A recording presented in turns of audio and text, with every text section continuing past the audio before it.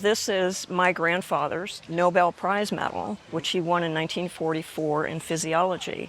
And this is the Nobel Institute Diploma that is presented along with it. And do you remember seeing this growing up or your family talking about it? I knew my grandpa won a Nobel Prize, and I saw the medal once or twice, but he was a very humble person. He didn't go out and show this off, and nor did any of the rest of us. When I was a really little kid, my family would talk about the Nobel Prize, and I thought it was a Nobel Prize until somebody set me straight. I knew him growing up because I was 14 when he passed away, and we would see him every week for dinners and so on. And he was a son of immigrants. He was the first person in his family to go to college. He was in the third graduating class of Johns Hopkins Medical School, which is right here.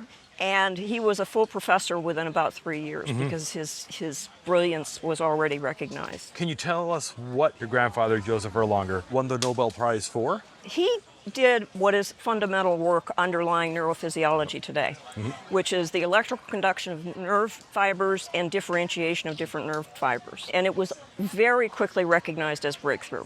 He needed to have a cathode ray tube. And the company that made cathode ray tubes refused to sell him one because they were afraid of industrial espionage. So he built one, this contraption that he had in his basement lab. And if he got one or good two tracings, because they were doing nerve tracings, per day, they felt it was a good thing. Really groundbreaking stuff. This is his Nobel Prize. Correct. It is the most prestigious award in every field. You've got physics, physiology and medicine, chemistry, literature, peace, and recently economic science. Oh. And they're given out almost every year since 1901.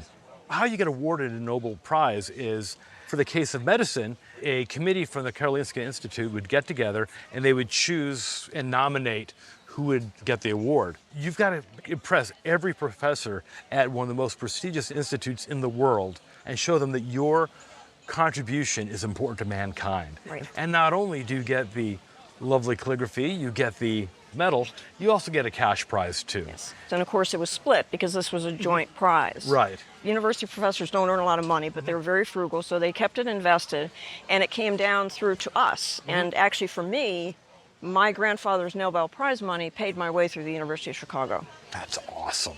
That's fantastic. This certificate, it is beautiful calligraphy signed by all the nominating members, showing the joint award to Herbert Gasser and your grandfather, Joseph Erlanger, for their hard work.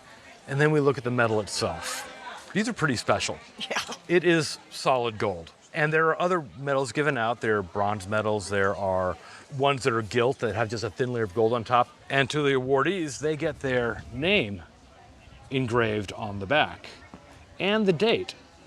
And at the very bottom of it here, it says, Golden Swedish 1944. Everything about this is exactly what the collectors of these items want to see. Even though Erlanger and Gasser are not household names like Einstein, is still an important name in the field of neuroscience. I would give an auction estimate for the entire package of $150,000 to $200,000. Wow.